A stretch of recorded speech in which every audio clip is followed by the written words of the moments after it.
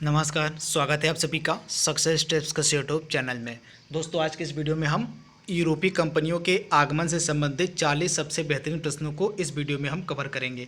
दोस्तों, जितने भी इम्पॉर्टेंट प्रश्न बन सकते थे यूरोपीय कंपनियों के आगमन से रिलेटेड, उन सभी इम्पॉर्टेंट प्रश्नों को इस वीडियो में सम्मिलित किया गया। तो इस वीडियो का बिल्कुल ध्यान से देखिएगा। यह वीडियो आपके आने वाले जितने भी कॉम्पिटिटिव एग्जाम्स हैं, जैसे यूपी पीसीएस का एग्जाम्स आने वाला है, उसके लिए वीडियो काफ़ी इंपॉर्टेंट है। उसके बाद बीईओ का एग्ज़ाम आने वाला है, उसके लिए वीडियो काफ़ी इंपॉर्टेंट है। उसके अलावा एसएससी, उसके बाद लेखपाल या अन्य जितने भी एग्ज़ाम्स गवर्नमेंट के कंडक्ट होते हैं, उन सभी एग्ज़ाम्स के लिए यह वीडियो काफ़ी फ़ायदेमंद होने वाला है। तो आइए वीडियो को स्टार्ट करते हैं। पहला इंपॉर्टेंट प्रश्न हमारा है, वास्को डिगामा कालीकट किस वर्ष आया था? सुपर इंपॉर्टेंट प्रश्न।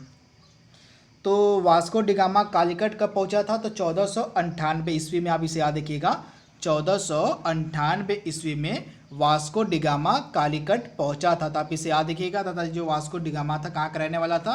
तो पुर्तगाल का रहने वाला था वास्को डिगामा, जो 1498 ईस्वी में कालीकट पहुंचा था। तो आप इसे याद रखिएगा। ये मोस्ट इंपॉर्टेंट प्रश्न लगातार एग्जाम में पूछा गया प्रश्न है। अगला इंपॉर्टेंट प्रश्न हमारा है, पुर्तगाली उपनिवेश का प्रथम वायसराय भारत में कौन था? सुपर इंपॉर्टेंट है भी प्रश्न है। तो पुर्तगाली उपनिवेश का भारत में पहला वायसराय कौन बना था? तो इसका आंसर है अल्मीडा। कौन हो जाएगा? तो अल्मीडा जो था भारत में पहला वायसराय बना था, पुर्तगाली वायसराय। तो ऑप्शन जो इसका है ए, यानी कि फ्रांसिस्को डी अल्मीडा जो था पुर्तगाली उपनिवेश का भारत में पहला वायसराय बना था। तो आप इसे याद रखिएगा। तथा यह कब बना था?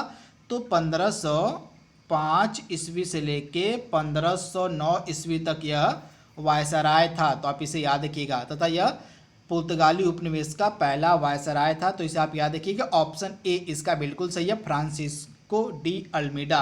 वही अगर हम दूसरे वायसराय की बात करें तो 1509 में दूसरा वायसराय बना था अल्फांसो डी अल्बुकर्क। तो इसे भी आप याद रखिएगा।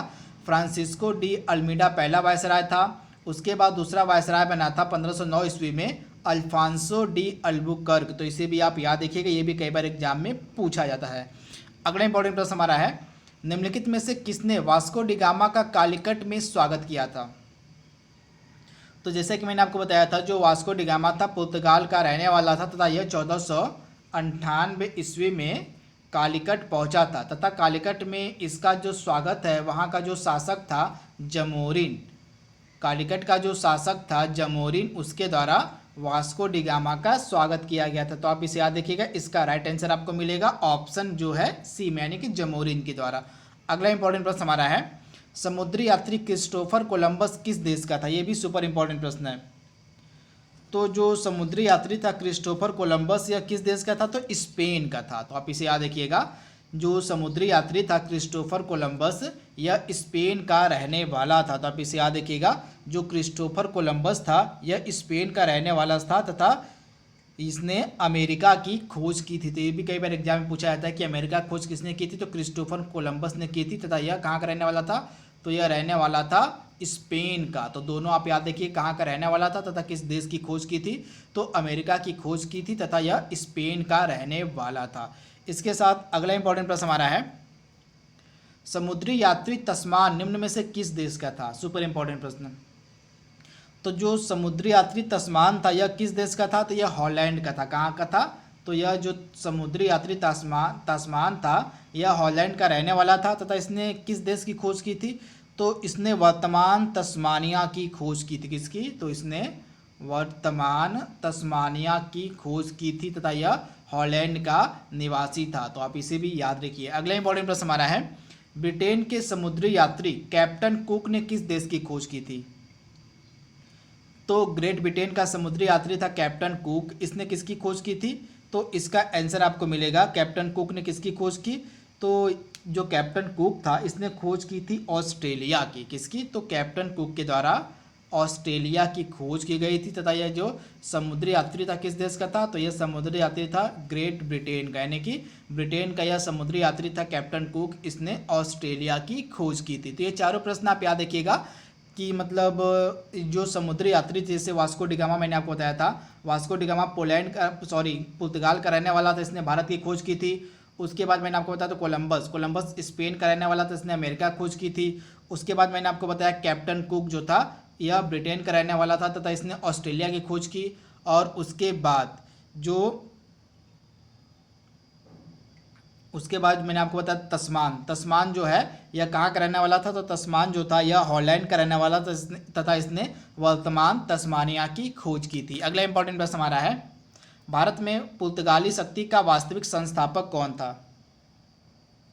तो भारत में पुर्तगाली शक्ति का वास्तविक संस्थापक कौन माना जाता है, तो इसका आंसर आपको मिलेगा ऑप्शन बी में, यानी कि अल्बुकर्क, यानी ऑप्शन जो इसका है बी बिल्कुल सही है। भारत में वास्तविक शक्ति का जो संस्थापक है वह अल्बुकर्क को माना जाता है, तो ऑप्शन जो इसका बी है हमारा बिल्कुल सही है। अगला इंपॉर्टेंट प्रश्न हमारा है, पुर्तगालियों ने अपना पहला किला यानी कि अपनी पहली व्यापारिक कोठी निम्न में से किस स्थान पर बनाई थी।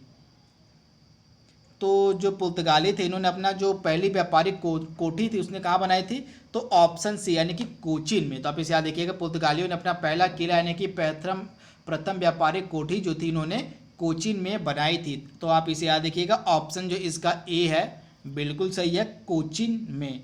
तथा अगला इंपॉर्टेंट प्रश्न हमारा है, किन यूरोपियों ने भारत में प्रथमतः समुद्रिक व्यापारिक केंद्र स्थापित किए।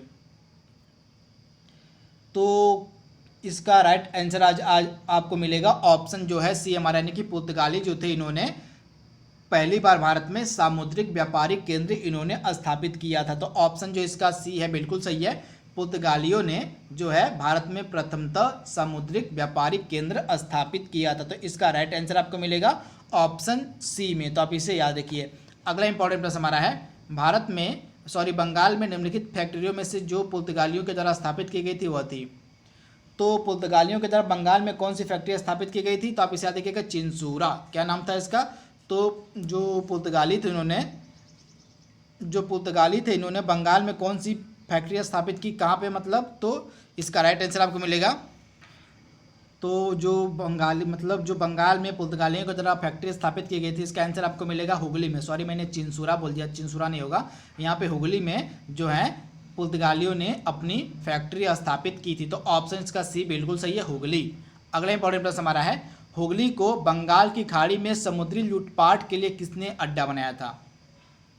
तो हुगली को बंगाल की खाड़ी में समुद्री लूटपाट के लिए किसने अपना अड्डा बनाया था, तो पुर्तगालियों ने, यानी ऑप्शन जो इसका है ये बिल्कुल सही है, पुर्तगालियों ने हुगली को बंगाल की खाड़ी में समुद्री लूटपाट के लिए अपना अड्डा बनाया था। तो ऑप्शन ए आपको बिल्कुल सही मिलेगा यहाँ पे, पुर्तगालियों ने। अगला इंपॉर्टेंट प्रश्न हमारा है, निम्नलिखित में से कौन भारत में सबसे पहले आए और सबसे बाद में गए। सुपर इंपॉर्टेंट प्रश्न। तो इसमें से जो थे पुर्तगाली ये भारत में सबसे पहले आए थे परंतु ये गए सबसे बाद में, यानी ऑप्शन ए इसका बिल्कुल सही है। 1498 ईस्वी में, आपको पता होगा मैंने बताया था कि 1498 ईस्वी में जो पुर्तगाली यात्री था, समुद्री यात्री वास्को डी गामा भारत आया था तथा ये सबसे लास्ट में जो पुर्तगाली थे सबसे लास्ट में गए कब, तो 1961 में। तो 1961 में इन्होंने गोवा और दमन दीव को छोड़कर ये अपने देश चले गए थे। जिसे भी आप याद रखिएगा, 1961 में गोवा और दमन दीव को पुर्तगालियों से आज़ादी दिलाई गई थी तथा पुर्तगाली सबसे लास्ट तक भारत में बने हुए थे 1961 तक। तो आप इसे याद रखिएगा, आए थे ये 1498 परंतु भारत से गए थे 1961 में तथा 1961 में गोवा और जो दमन और दीव था उसको पुर्तगालियों के अधिकार से अलग कराया गया। अगला इंपॉर्टेंट है, किस वर्ष तक पुर्तगालियों के अधिकार में गोवा और दमन और दीव रहे। तो 1961 तक, मैंने आपको बताया गोवा, दमन और दीव जो थे पुर्तगालियों के अधिकार में 1961 तक थे, यानी ऑप्शन सी इसका बिल्कुल सही है। अगला सुपर इंपॉर्टेंट प्रश्न हमारा है, भारत में प्रिंटिंग प्रेस की शुरुआत और तंबाकू की खेती का जो श्रेय है निम्नलिखित में से किसको दिया जाता है। तो भारत में प्रिंटिंग प्रेस की शुरुआत और तंबाकू की खेती का जो श्रेय है यह निम्नलिखित में से किसको दिया जाता है, तो यह जो श्रेय है यह पुर्तगालियों को दिया जाता है। तो ऑप्शन ए इसका बिल्कुल सही है, पुर्तगालियों को भारत में प्रिंटिंग प्रेस और तंबाकू की खेती का श्रेय दिया जाता है। तो ऑप्शन ए इसका बिल्कुल सही है। अगला इंपॉर्टेंट प्रश्न हमारा है, निम्नलिखित में से कौन कलकत्ता का वास्तविक संस्थापक था। तो कलकत्ता की स्थापना किसके द्वारा की गई थी, तो इसका राइट आंसर आपको मिलेगा,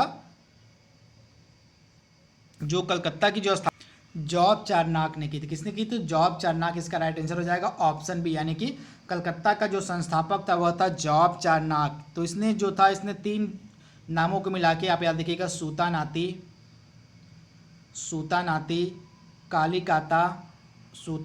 कालिकाता और गोविंदपुर को मिला के जॉब चारनाक ने कलकत्ता की स्थापना की थी। तो आप इसे याद रखिएगा, मोस्ट इंपॉर्टेंट है, जब कलकत्ता में ही फोर्ट विलियम नामक किला बनवाया गया था। तो इसे भी आप याद रखिए, कलकत्ता में ही फोर्ट विलियम नामक किला भी बनवाया गया था। अगला इंपॉर्टेंट प्रश्न हमारा है, डच ईस्ट इंडिया कंपनी की स्थापना कब की गई? तो जो डच ईस्ट इंडिया कंपनी थी, इसकी स्थापना कब की गई थी? तो जो डच ईस्ट इंडिया कंपनी थी, इसकी स्थापना 1602 ईस्वी में की गई। तो ऑप्शन बी इसका बिल्कुल सही है। 1602 ईस्वी में डच ईस्ट इंडिया कंपनी की स्थापना की गई थी। अगला इंपॉर्टेंट प्रश्न हमारा है, भारत में डचों ने अपनी पहली व्यापारिक कोठी यानी कि फैक्ट्री कहाँ स्थापित की? तो भारत में जो डचों ने अपनी पहली व्यापारिक कोठी स्थापित की थी, वो की थी मसूलीपट्टनम में 1605 ईस्वी में। कब? तो मसूलीपट्टनम में 1605 ईस्वी में डचों ने अपनी पहली व्यापारिक कोठी स्थापित की। तो ऑप्शन बी इसका बिल्कुल सही है, मसूलीपट्टनम में 1605 ईस्वी में। अगला इंपॉर्टेंट प्रश्न हमारा है, बेदरा का युद्ध किस वर्ष में अंग्रेजों और डचों के मध्य लड़ा गया था? तो बेदरा का जो युद्ध था यह 1759 ईस्वी में अंग्रेजों और डचों के मध्य लड़ा गया था, जिसमें डचों की पराजय हुई थी। तो ऑप्शन इसका बी बिल्कुल सही है, 1759 ईस्वी में अंग्रेजों और डचों के मध्य जो है बेदरा का युद्ध लड़ा गया था, जिसमें डचों की हार हुई थी। अगला इंपॉर्टेंट प्रश्न हमारा है, लंदन में ब्रिटिश ईस्ट इंडिया कंपनी के गठन के समय भारत का निम्नलिखित में से बादशाह कौन था? सुपर इंपॉर्टेंट प्रश्न। तो जब लंदन में ब्रिटिश ईस्ट इंडिया कंपनी का गठन किया जा रहा था, तो उस समय भारत का बादशाह कौन था? तो अकबर था, यानी ऑप्शन जो इसका ए है बिल्कुल सही है। लंदन में जब ब्रिटिश ईस्ट इंडिया कंपनी का गठन किया गया 1599, आप याद रखिएगा, तो इस समय भारत में जो बादशाह था वह था मुगल बादशाह अकबर का शासन था। तो आप इसे याद रखिएगा, ऑप्शन जो इसका है ए बिल्कुल सही है। इसके बाद अगला इंपॉर्टेंट प्रश्न हमारा है, किस मुगल बादशाह के काल में ब्रिटिश ईस्ट इंडिया कंपनी ने भारत में अपना सर्वप्रथम कारखाना स्थापित किया?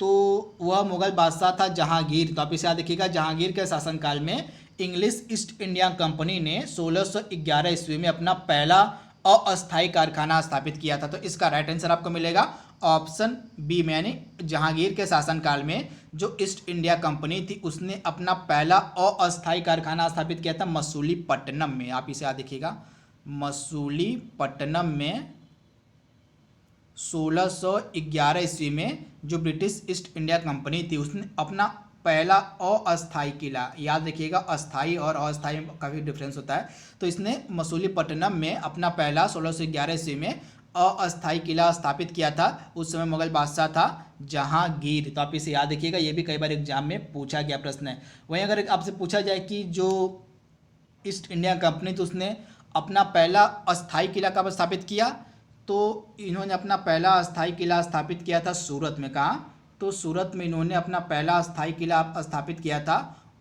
कब? तो 1613 ईस्वी में। तो दोनों आपको याद रखना है, पहला अस्थायी किला मसूलीपट्टनम बनाया गया था और दूसरा जो अस्थायी किला था वो बनाया गया, मतलब पहला अस्थायी किला मसूलीपट्टनम में और पहला अस्थायी किला सूरत में 1613 ईस्वी में बनाया गया। तो दोनों आपको याद रखना है। अगला इंपॉर्टेंट प्रश्न हमारा है, वर्ष 1608 में कैप्टन हॉकिंस निम्न में से किस बादशाह से मिलने आगरा गया था? तो 1608 ईस्वी में जो जेम्स प्रथम का दूत था कैप्टन हॉकिंस, आप याद रखिएगा, यह जो कैप्टन हॉकिंस था यह जेम्स प्रथम का दूत था। किसका दूत था? तो यह जेम्स प्रथम का दूत था जो 1608 ईस्वी में मुगल बादशाह जहांगीर से मिलने गया हुआ था। तो ऑप्शन जो इसका बी है बिल्कुल सही है, जहांगीर से मिलने 1608 ईस्वी में कैप्टन हॉकिंस गया था। कहाँ गया था ये भी पूछा था एग्जाम में, तो मुगल बादशाह से मिलने आगरा गया था। कहाँ? तो आगरा में मुगल बादशाह से मिलने गया था। अगला इंपॉर्टेंट प्रश्न हमारा है, भारत आने वाला पहला अंग्रेजी जहाज कौन था? तो भारत आने वाला पहला अंग्रेजी जहाज कौन था? तो इसका आंसर क्या हो जाएगा आपका, जो हेक्टर था यह भारत आने वाला पहला अंग्रेजी जहाज था, यानी ऑप्शन ए इसका बिल्कुल सही है। भारत आने वाला जो पहला अंग्रेजी जहाज था वह था हेक्टर। अगला इंपॉर्टेंट प्रश्न हमारा है, भारत में 1613 ईस्वी में अंग्रेजों ने अपनी पहली फैक्ट्री कहाँ स्थापित की? 1613 में अंग्रेजों ने हमने अपनी पहली अस्थाई फैक्ट्री की यहाँ बात हो रही है, तो इन्होंने 1613 ईस्वी में अपनी पहली अस्थाई फैक्ट्री स्थापित की थी सूरत में। तो ऑप्शन ए इसका बिल्कुल सही है। 1613 ईस्वी में जो है जहांगीर के फरमान के बाद, जहांगीर ने फरमान दिया था, उनके फरमान के बाद ही अंग्रेजों ने जो है अपनी पहली अस्थाई फैक्ट्री स्थापित की थी सूरत में 1613 ईस्वी में। अगला इंपॉर्टेंट प्रश्न हमारा है, अंग्रेजों को 1613 में किसने फरमान जारी कर सूरत में व्यापारिक कोठी स्थापित करने की इजाज़त दी थी? तो अंग्रेजों को 1613 ईस्वी में किसने फरमान जारी कर सूरत में व्यापारिक कोठी स्थापित करने की इजाज़त दी? तो जहांगीर ने। तो आप इसे याद रखिएगा, जहांगीर इसका राइट आंसर है। इन्होंने जब पहली अपनी अस्थायी फैक्ट्री स्थापित की थी तो उस समय भी जहांगीर का शासन पीरियड था, और जब इन्होंने पहली अपनी अस्थायी फैक्ट्री स्थापित की थी इस समय भी जहांगीर का शासनकाल था। तो दोनों समय जहांगीर का ही शासनकाल था। अगला इंपॉर्टेंट हमारा है, सर थॉमस रो भारत कब आया? तो जो सर थॉमस रो था यह 1615 ईस्वी में भारत आया था। तो ऑप्शन जो इसका सी है बिल्कुल सही है। सर थॉमस रो जो है भारत कब आया था? तो 1615 ईस्वी में आया था, तथा यह भी मुगल बादशाह जहांगीर से मिलने उनके दरबार गया था। तो इसे भी आप याद रखिएगा। जो मैंने आपको बताया था कैप्टन सॉकिंस था, वह भी मुगल बादशाह जहांगीर से मिलने गया था उनके दरबार में, और सर थॉमस रो भी 1605 ईस्वी में जहांगीर से मिलने उनके दरबार में गया था। अगला इंपॉर्टेंट प्रश्न हमारा है, निम्नलिखित में से किस अंग्रेज अधिकारी ने पुर्तगालियों को स्वाली के स्थान पर हराया था? सुपर इंपॉर्टेंट प्रश्न, लगातार एग्जाम पूछा गया प्रश्न। तो थॉमस बेस्ट, आप इसे याद रखिएगा। जो थॉमस बेस्ट था इसने स्वाली के युद्ध में स्वाली नामक स्थान पर पुर्तगालियों को हराया था। तो ऑप्शन जो इसका सी है बिल्कुल सही है। अंग्रेज अधिकारी था थॉमस बेस्ट, इसने स्वाली नामक स्थान पे पुर्तगालियों को हराया था। तो आप इसे याद रखिएगा, ऑप्शन जो इसका है सी बिल्कुल सही है, थॉमस बेस्ट। अगला इंपॉर्टेंट प्रश्न हमारा है, निम्नलिखित यूरोपीय कंपनियों में से किसने यूरोप में प्रथम अपना कारखाना स्थापित किया? सॉरी, यहाँ पे सूरत की बात हो रही है। तो निम्नलिखित यूरोपीय कंपनियों में से किसने सूरत में अपना पहला कारखाना स्थापित किया था? तो इसका राइट आंसर आपको मिलेगा ऑप्शन बी, यानी कि अंग्रेजों ने 1613 ईस्वी में सूरत में अपना पहला कारखाना स्थापित किया था। अगला इंपॉर्टेंट प्रश्न हमारा है, ब्रिटिश ईस्ट इंडिया कंपनी ने मुंबई किससे लिया था? तो जो ब्रिटिश ईस्ट इंडिया कंपनी थी उन्होंने मुंबई किससे लिया था? तो इसका राइट आंसर आपको मिलेगा पुर्तगालियों से, यानी ऑप्शन इसका डी बिल्कुल सही है। जो ब्रिटिश ईस्ट इंडिया कंपनी थी इन्होंने मुंबई जो है पुर्तगालियों से लिया था। अगला इंपॉर्टेंट प्रश्न हमारा है, ईस्ट इंडिया कंपनी ने किस अंग्रेज गवर्नर को औरंगजेब द्वारा, मतलब ईस्ट इंडिया कंपनी के ईस्ट इंडिया कंपनी के किस अंग्रेज गवर्नर को औरंगजेब द्वारा भारत से निष्कासित किया गया था? तो यह अंग्रेज गवर्नर था सर जॉन चाइल्ड, यानी ऑप्शन इसका बी बिल्कुल सही है। अंग्रेज गवर्नर था सर जॉन चाइल्ड, इसी को औरंगजेब ने भारत से निष्कासित कर दिया था। तो ऑप्शन इसका बी बिल्कुल सही है। अगला इंपॉर्टेंट प्रश्न हमारा है, कर्नाटक युद्ध किनके बीच लड़ा गया? तो जो कर्नाटक युद्ध था यह लड़ा गया था फ्रांस और अंग्रेजों के मध्य, फ्रांसीसी और अंग्रेजों के मध्य, यानी ऑप्शन इसका ए बिल्कुल सही। आप इसे देखिएगा, फ्रांसीसियों और अंग्रेजों के मध्य जो है कर्नाटक का युद्ध लड़ा गया था। तो आप इसे याद रखिएगा। अगला इंपॉर्टेंट प्रश्न हमारा है, भारत में फ्रांसीसियों ने अपना पहला कारखाना निम्न में से किस स्थान पर लगाया था? तो जो फ्रांसीसी थे उन्होंने अपना पहला कारखाना कहाँ लगाया था? तो सूरत में, यानी ऑप्शन जो इसका ए है बिल्कुल सही है। सूरत में जो है फ्रांसीसियों ने अपना पहला कारखाना लगाया था। तो आप इसे याद रखिएगा, ऑप्शन जो इसका ए है बिल्कुल सही है। अगला इंपॉर्टेंट प्रश्न हमारा है, फ्रांसीसी ईस्ट इंडिया कंपनी की स्थापना किसके शासनकाल में हुई थी? तो जो फ्रांसीसी ईस्ट इंडिया कंपनी थी इसकी जो स्थापना है यह हुई थी लुई 14वें के शासनकाल में, यानी ऑप्शन जो ए है इसका बिल्कुल सही है। लुई 14वें के शासनकाल में फ्रांसीसी ईस्ट इंडिया कंपनी की स्थापना की गई थी। कब? तो इसका राइट आंसर आपको मिलेगा 1664, यानी कि 1664 ईस्वी में जो है फ्रांसीसी ईस्ट इंडिया कंपनी की स्थापना की गई थी। उस समय जो है लुई 14वां का शासनकाल चल रहा था। अगला इंपॉर्टेंट प्रश्न हमारा है, निम्नलिखित में से किसे भारत में फ्रांसीसी कंपनी का संस्थापक माना जाता है? तो निम्नलिखित में से किसे भारत में फ्रांसीसी कंपनी का संस्थापक माना जाता है? काल्बर्ट को, यानी ऑप्शन जो इसका है सी बिल्कुल सही है। काल्बर्ट को भारत में फ्रांसीसी कंपनी का संस्थापक माना जाता है। अगला इंपॉर्टेंट प्रश्न हमारा है, बंगाल में निम्न में से कौन सा कारखाना डचों ने स्थापित किया? तो बंगाल में निम्न में से कौन सा कारखाना डचों के द्वारा स्थापित किया गया था? चिंसूरा का, यानी ऑप्शन जो इसका बी है बिल्कुल सही है। चिंसूरा का जो कारखाना था वह डचों ने स्थापित किया था और हुगली का जो कारखाना था वह पुर्तगालियों ने स्थापित किया था। तो दोनों आप याद रखिए। अगला इंपॉर्टेंट हमारा है, भारत में यूरोपीय कंपनियों के आगमन के रूप में सबसे अंत में कौन आए थे? तो भारत में यूरोपीय कंपनियों के आगमन के उसमें जो सबसे लास्ट में कौन आए थे? तो सबसे लास्ट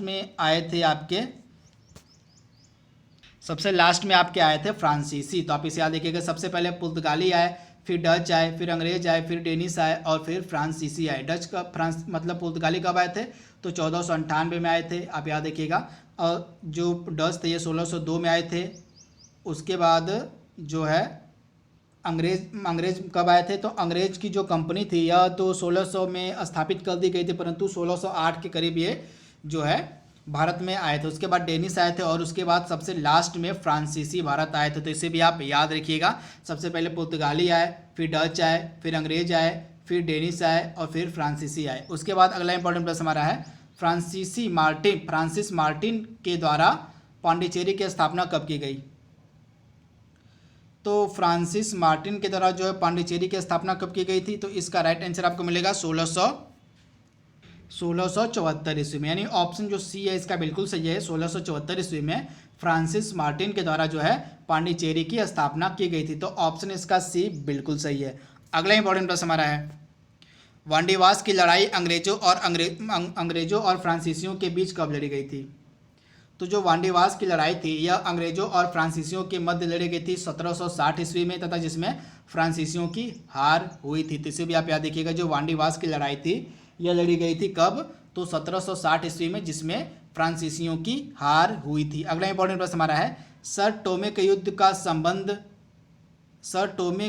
का संबंध किससे था? सुपर इंपॉर्टेंट प्रश्न।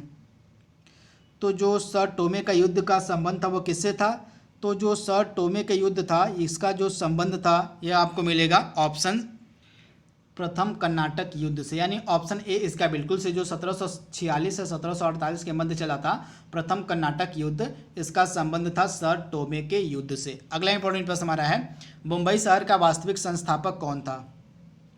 तो बम्बई शहर का वास्तविक संस्थापक कौन था? तो कौन था? तो बम्बई शहर का जो वास्तविक संस्थापक जो था गेराल्ड ओंगियार। कौन था? तो गेराल्ड ओंगियार, यानी ऑप्शन इसका बी बिल्कुल सही। जो गेराल्ड ओंगियार था यह बम्बई शहर का वास्तविक संस्थापक माना जाता है। आज का लास्ट प्रश्न हमारा है, अंग्रेजी शासनकाल में भारत का कौन सा क्षेत्र अफीम उत्पादन के लिए प्रसिद्ध था? तो अंग्रेजी शासनकाल में भारत का कौन सा क्षेत्र था जो अफीम उत्पादन के लिए प्रसिद्ध था? तो बिहार इसका राइट आंसर हो जाएगा, बिहार, यानी ऑप्शन ए इसका बिल्कुल सही है। तो दोस्तों यहाँ पे हमने यूरोपीय कंपनियों के आगमन से संबंधित लगभग 40 प्रश्नों को हमने पूरे डिटेल में कवर कर लिया है। आई होप आपको वीडियो पसंद आया होगा। तो आज के लिए बस इतना ही। Thank you, thanks for watching, thank you.